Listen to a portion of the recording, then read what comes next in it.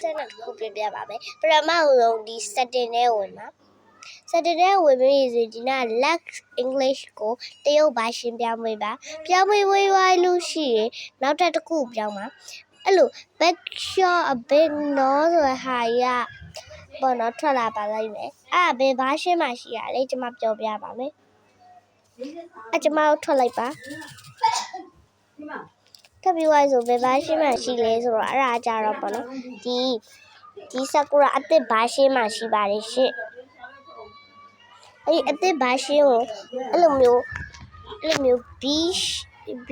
ပေါ့နော် B နဲ့စရဲဆိုလို့ရှိရင်အဲ့ဒါသူကစက်လုံးပေါင်းနေပြောင်းသွားပါပြီအဲ့ဒီအဝတ်စားရဲဆိုလဲစက်လုံးပေါင်းနေပြောင်းသွားဒါပေမဲ့အဲ့ဒီဝတ်စုံပဲပြန်ရပါတယ်ဒါပေမဲ့အဲ့ဒီဝတ်စားရဲစက်လုံးပေါင်းပြောင်းသွားတော့မှတ်လို့မရတော့ဘူးပေါ့နော်အဲ့ကြောင့်မလို့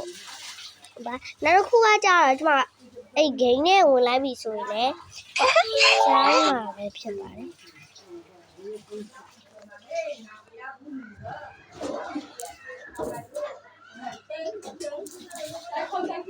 အဲ့လိုမျိုးထူးဆန်းပါတယ်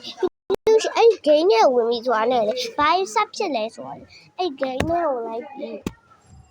ဆိုရင် no လောင်းမှာဆိုအခုဟဲ့မနော် H နဲ့စပါပါနောက်တစ်ခုကကြတော့အဲ့ menu ရဲ့ဝင်လဲနေရာရပေါ့နော်အဲ့လိုမျိုးကြီးဖြစ်နေပါတယ်နေရာက game home ဆိုလဲ brand game တဲ့အဲ့လိုကြီးဖြစ်နေပါတယ်အဲ့လိုမျိုးပေါ့နော်ကြည့်ပြောင်းကြည့်အဲ့မျိုးစက်လုံးပေါင်းနေပြောင်းတာပါသူရှိဒီ process မှာလဲစက်လုံးပေါင်းနေအဲ့လိုမျိုးပြောင်းသွားပါတယ်